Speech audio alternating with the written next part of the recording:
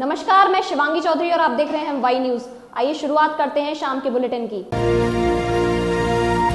वृंदावन के महिला आश्रय सदन कृष्णा कुटीर का गुरुवार को सीडीओ नितिन गौड़ द्वारा निरीक्षण किया गया। इस दौरान सीडीओ ने संबंधित अधिकारियों को मरम्मत समेत भोजन पानी की गुणवत्ता पर विशेष ध्यान देने के निर्देश दिए।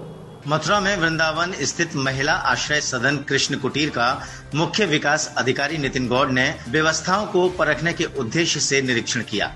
इस दौरान छतों से पानी गिरने की शिकायत, सफाई और अव्यवस्था के साथ पूर्व में सदन को क्वारंटाइन सेंटर बनाए जाने के दौरान जो टूट फूट हुई उसे दुरुस्त कराने को लेकर मुख्य विकास अधिकारी नितिन गौड़ ने अधीनस्थों को निर्देश दिए हैं। साथ ही सदन में भोजन और पानी की गुणवत्ता पर विशेष ध्यान रखने के निर्देश दिए हैं। ये कृष्णा कुटीर का दिनांक 17 जून 2021 को निरीक्षण किया गया है, जिसमें डीपीओ साहब और एडीएम प्रशासन इनके साथ संयुक्त निरीक्षण था।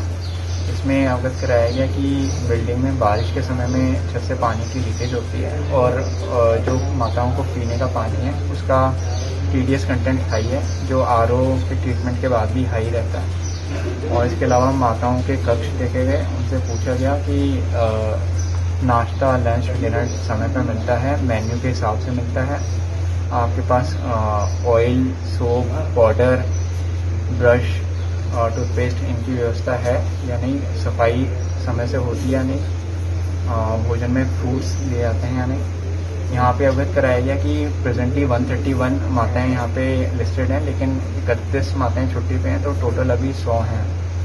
इसके अलावा फर्स्ट फ्लोर और सेकंड फ्लोर वहाँ पे सफाई की आवश्यकता है, क्योंकि क्वारंटाइन पीरियड में जब यहाँ पे कोविड पेशेंट्स आए थे तो उनकी वजह से फर्स्ट और सेकंड फ्लोर में क्षति पहुँची है। तो इसके लिए डीपीओ साहब को निर्देशित किया गया कि वो जिलाधिकारी महोदय को लेटर लिख के निगम की तरफ से रिक्वेस्ट करें कि कुछ सफाई कर्मचारी एक हफ्ते के लिए डेप्यूट होकर फर्स्ट और सेकंड फ्लोर को क्लीन कर दें। और इसके अलावा ये भी कोशिश की जाए कि थोड़ा सा डीकंजेस्ट किया जाए। अब इसको बनने के 4 साल ही हुए और लीकेज चालू हो गई इस छतों से। हाँ, ये डीपीओ साहब ने ही अवगत कराया है कि यहाँ की यही समस्या है, जिसको निगम को अवगत करा दिया गया है। क्वारंटाइन के दौरान में काफी तोड़फोड़ हुई है। हाँ जी, वही आज देखने को मिली। तो यही डीपीओ साहब को निर्देशित किया गया है कि उसको दोबारा से पुराने स्टेट में लाने के लिए प्रयास करें, साफ सफाई करवाएं, जो कांच के पीसेस टूटे हुए हैं वो क्लीन कराएं और इसमें निगम का वो सहयोग लें। मथुरा की जमुना नदी में बह रही शहर के नालों की गंदगी के चलते संत समाज में रोष व्याप्त है। संतों ने चिंता जताई है कि वह दशहरा पर्व पर आस्था की डुबकी कैसे लगाएंगे। मथुरा में जमुना में व्याप्त गंदगी को लेकर संत समाज में रोष व्याप्त है। बता दें कि 20 जून को मनाए जाने वाले गंगा दशहरा पर्व पर नदियों में स्नान का बड़ा ही महत्व होता है, लेकिन मथुरा की जमुना नदी के मौजूदा हालात ऐसे हैं कि शहर के नालों की गंदगी वहां गिर रही है और नगर निगम इससे बेखबर बना हुआ है। संत समाज की नगर निगम प्रशासन से मांग है कि दशहरा से पूर्व जमुना की सफाई कराई जाए, जिससे लोग उसमें आस्था की डुबकी लगा सकें। मेरा नाम बाबा विपिन दास जी महाराज। अच्छा, जमुना जी के किनारे मथुरा में रहते हैं। जमुना जी का पल्ली पार वाला इलाका अगर देखें तो कितनी गंदगी पड़ी हुई है, कांटे वाटे कितने हो रहे हैं यहाँ पर। जरा सा नगर निगम ध्यान नहीं दे रही है, उस पार तो ध्यान दे रही है, नहीं इस पार ध्यान नहीं दे रही है। गंगा दशहरा आ रहा है, उनको सोचना चाहिए। गंगा दशहरा का पर्व है, शुभ पर्व होता है, उसको थोड़ा देखें। नगर निगम से आपने किसी से शिकायत की? शिकायत अधिकारी लोग आते हैं कभी कभी, तो सब लोगों से कहते हैं, लेकिन कोई सुनवाई नहीं हो पाती है। अच्छा, ये हमारा काम तो कहना है, करना तो उनका काम है। मथुरा छठीगढ़ गोवर्धन मार्ग पर हनुमान मंदिर आश्रम स्थित एक झोपड़ी अचानक भरभरा कर गिर गई। इस हादसे में 60 वर्षीय एक साधु की मौके पर मौत हो गई। मथुरा जनपद के छठीगढ़ गोवर्धन बाईपास मार्ग के पास धौली कुइया हनुमान मंदिर आश्रम पर स्थित एक झोपड़ी अचानक भरभरा कर गिर गई। इस दौरान झोपड़ी में साधना कर रहे 2 साधु मलबे में दब गए, जिसमें 60 वर्षीय एक साधु की मौके पर ही मौत हो गई और दूसरे साधु गंभीर रूप से जख्मी हो गए, जिन्हें उपचार के लिए अस्पताल में भर्ती कराया गया है। नरेश कुमार शर्मा। कहाँ के रहने वाले हो? गाँव पाली। क्या घटना हुई? घटना कुछ नहीं, वो ये माँ धौरी कुइया पे गए, बाद में झोंपड़ी गिर पड़ी इनके ऊपर, सर के ऊपर। बाकी वजह से उनकी आंखियाँ सनी सी तहत हो गई। और कोई भी था इनके साथ?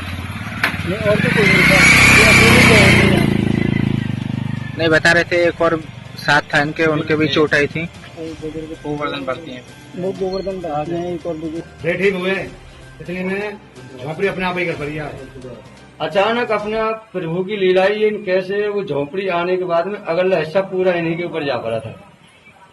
जाने के बाद में कुर्सी दब गए थे, उसमें सरदल थी, सरदल इनके ऊपर, दाऊजी पंडित इनके ऊपर आ पड़ी, इनके ऊपर सारी ईंट आ पड़ी, तो इनके दांत वांत टूट गए, होठों में लग गई, अंदर चोट है, यहाँ से पैर खिसक गया, पैर टूट गया यहाँ से पैर। दाऊजी जो है पंडित जी वो ऑन स्पॉट मई की मई खत्म हो गई।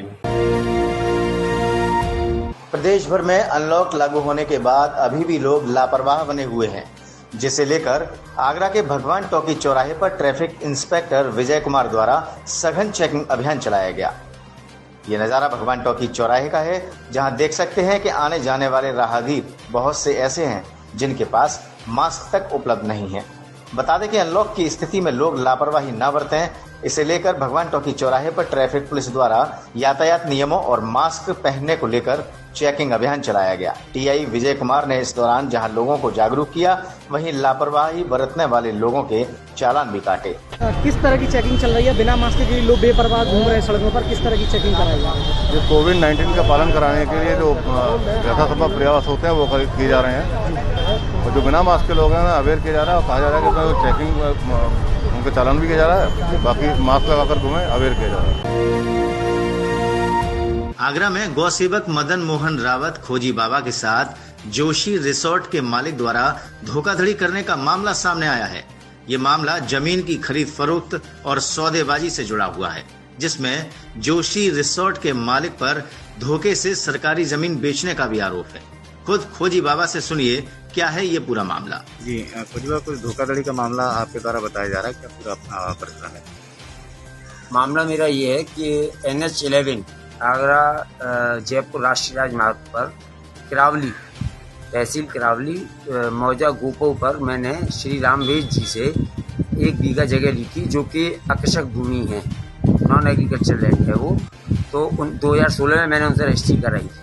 तो अभी मुझे ज़रूरत पड़ी बेचने की, तो उसमें मालूम पड़ा कि करीब मिडिल पॉइंट से 29 मीटर जगह मेरे प्लॉट में से जा रही है, और इन्होंने पूरी सरकारी भूमि की रजिस्ट्री मेरे नाम 2016 में कर दी थी। मेरी जगह 427.77 जा रही है, और मैंने भारत सरकार का जो राष्ट्रीय राजमार्ग का जो ऑफिस है, मैंने वहाँ से RTI से पत्र भी मंगवा लिया कि किस तरफ कितनी जा रही है, दाईं ओर और बाईं ओर। वो मेरे पास पत्र संलग्न है, मेरे पास है, सब कुछ है।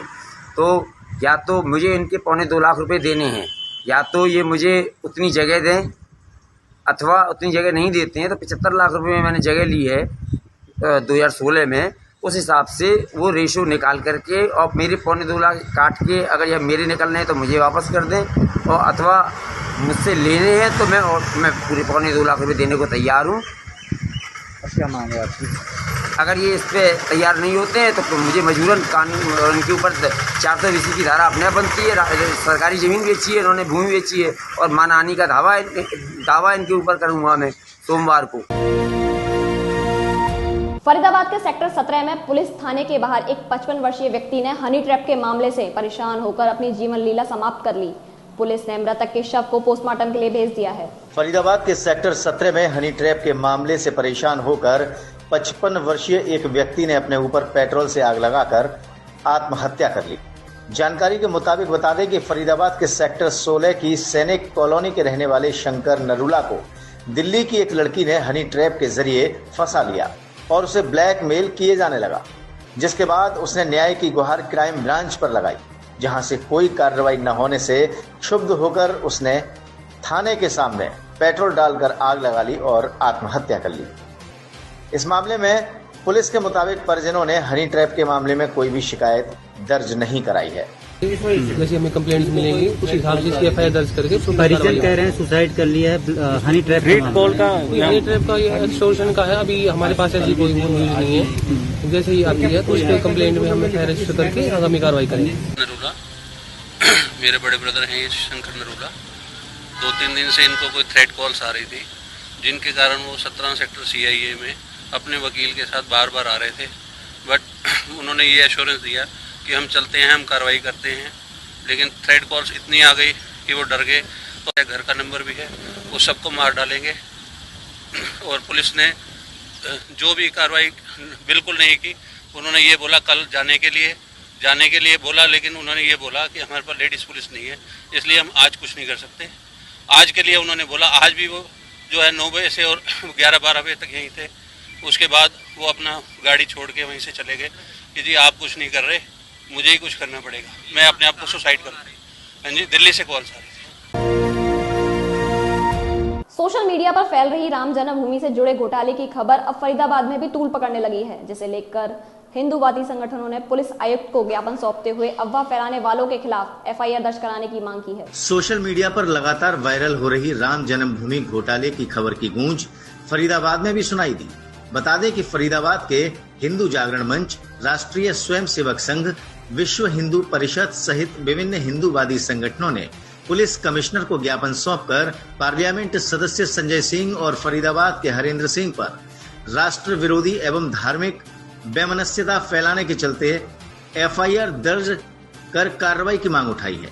ज्ञापन में कहा गया है कि पार्लियामेंट सदस्य संजय सिंह आस्था से जुड़े हुए धार्मिक लोगों की भावनाओं को ठेस पहुंचा रहे हैं। ज्ञापन लेने के बाद पुलिस कमिश्नर ने इस पूरे मामले की जांच कर कार्रवाई का आश्वासन दिया है। एटा जनपद के मारहरा में बिजली विभाग की कार्रवाई से बकायेदारों में हड़कंप मच गया। छापामार कार्रवाई करते हुए बिजली विभाग ने 37 बकायेदारों के कनेक्शन काट दिए। एटा जनपद के मारहरा कस्बा में बिजली विभाग की कार्रवाई से बकायेदारों में हड़कंप मचा रहा। बिजली विभाग की टीम ने ऐसे चिन्हित बकायेदारों के ठिकानों पर छापेमारी की जिन्होंने कभी बिल जमा ही नहीं किया और 1 लाख से ऊपर के बकायेदारों पर इस दौरान बिजली विभाग द्वारा कार्रवाई की गई। टीम ने इस दौरान बिजली के कनेक्शन भी काटे और बकायेदारों से रकम की वसूली भी की। एटा के मारहरा की नगर पालिका परिषद में सैयद नजीब हैदर नूरी ने अपने परिवार के साथ वैक्सीन लगवाई। वहीं उन्होंने सभी लोगों से वैक्सीन लगवाने की अपील की। एटा जनपद के मारहरा में अंतर्राष्ट्रीय ख्याति प्राप्त दरगाह शरीफ खान काहे बरकातिया के सज्जादा नशीन सैयद नजीब हैदर नूरी ने नगर पालिका परिषद पहुंचकर परिवार सहित कोरोना की वैक्सीन लगवाई। वैक्सीन लगवाने के बाद उन्होंने लोगों को जागरूक करते हुए कहा कि कोरोना से लड़ाई सिर्फ टीका लगवाने से ही जीती जा सकती है। मैंने कोविड का वैक्सीन लगवा लिया है, आप लोग भी ज़्यादा कर लगवाएं, इसके लगवाने में फायदा है।